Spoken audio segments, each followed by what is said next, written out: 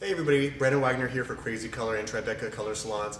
Just want to show what we're going to be doing today. Is we're going to be transforming a young lady to having a great shaggy haircut and utilizing 3 of our different green tones to create a darker root, moving into a much lighter green on the ends. Hope you enjoy the video today. So to begin the haircut, we're going to separate in a halo section and draw all the hair to what I call an invisible line. That invisible line floats in space above their eye, and I like to keep the projection pretty much parallel to the floor. What this creates, as you over direct all the hair to that line, it will create a soft transition in the face framing. But then what I do is I go in and I extend it all the way to the back. So ultimately all of the hair is going to be brought into this invisible line, over directed around the actual shape of the head. By following the shape of the head like this, it creates a very nice natural transition from shorter in the front to longer in the back.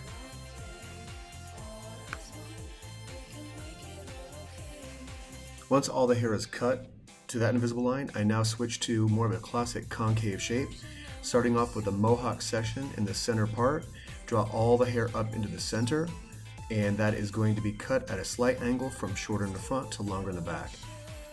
Then moving through the side panels, I direct all the hair into that center mohawk section and cutting to blend.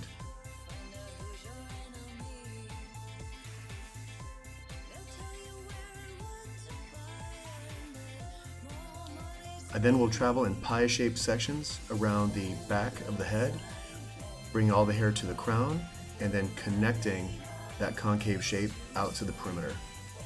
And if the hair does not reach this line, I do not cut it.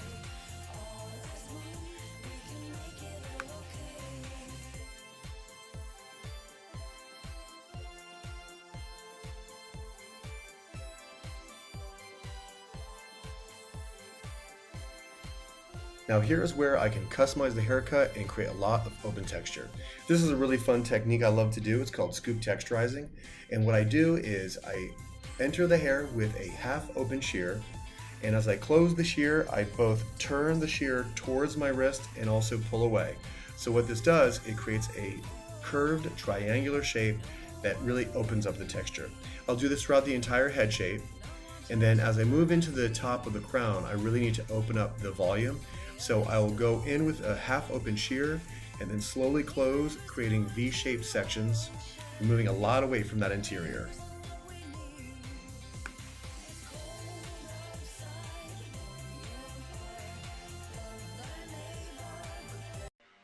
Now let's have some fun with the lightening process. What I do here is I use crottenage. Crottenage is backcombing, so I do a little bit of a variation here, which I really enjoy doing. I take the hair, comb it straight down, I then move it over 45 degrees, that's where I backcomb it, then I put it back to its original position, which creates an automatic angle, which creates a V shape. So what I do is I take the hair back to its original point after the backcomb, then I apply the lightener all the way up to where my crottenage begins, and I saturate all the ends thoroughly. I'm going to keep these separated in foils, just make sure that we get enough lift in this first pass so we can eliminate as much yellow as possible from the hair. We're going to continue all the way up to the crown of the head in this exact same manner. Where we get to the widest part, right at the ear, we're going to split this up into 2 separate foils.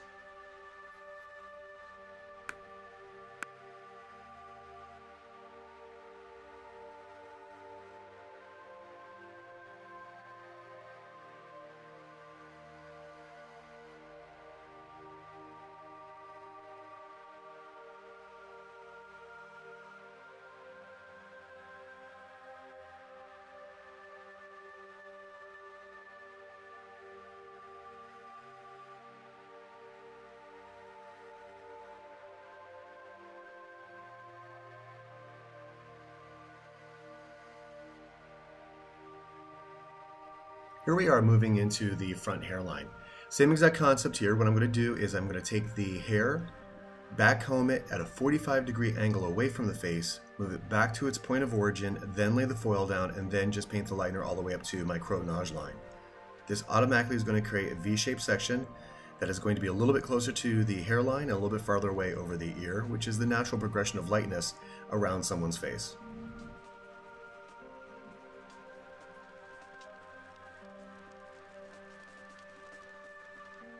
Now here's something that I find so important when you're doing a full head of lightener. I want you to mix up a fresh, small bowl of lightener every 15 minutes. This is so important because you're going to maintain the same amount of oxygen working throughout the entire head of hair. I see so many young stylists that they actually have to run to the bowl and wash out a section of the hair just because their lightener's power is dying. So if you mix fresh every 15 minutes, you will not have this problem. And here we go. So we have a nice soft transition from the new growth into the ends. And here's our colors. We're going to do a pine green mixed into the emerald green. Then we're going to be going into our peppermint on the ends. So here I start with the color application on freshly washed, damp hair.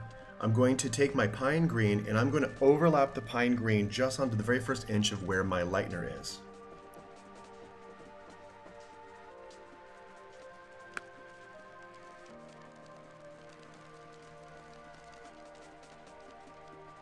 As you can see, what I'm doing is holding a wide tooth comb in my hand and I'm grooming the hair back into the previous section to apply. I take that wide tooth comb and I use it to smear the color out so that it has a soft transition over the natural hair into my lightened sections. And I will comb repeatedly throughout to be able to spread the color as much as I can. One thing that you're going to love about Crazy Color is its spreadability. It is far superior than the other lines simply because it's ease of application. And you'll notice I'm using a large tool. I'm covering a lot of ground here and I want to work fast, so I'm going to use a paintbrush instead of just a regular tint brush. A paintbrush with acrylic fibers is perfect for applying a direct dye to the hair.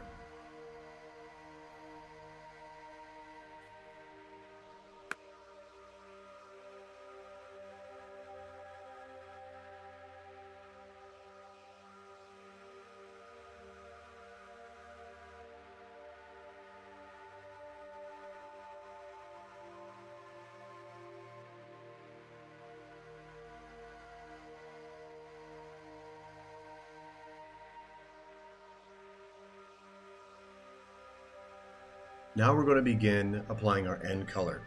This is going to be the emerald green mixed into the peppermint. So I have two separate brushes for each bowl. What I'm going to do is I'm going to take the emerald green and I'm going to paint it directly on top of where the edge of the natural color moves into the lightened hair, which means it's overlapping my pine green. So I'm going to go from pine green into a mix of the pine green and emerald green into the emerald green. Then I'm going to do the same thing with the peppermint. I'm going to take the peppermint, saturate over at least an inch into the emerald green section, so I actually am getting 6 different colors along the length of the hair. And once again, as you can see, I am combing. The combing increases the blend, and you want to make sure that you use a wide tooth comb, and when you are combing it, that you're actually really going through nice and clean from roots to ends, nice and smooth, so you don't get any of the dappling effect that sometimes happens when you smear color.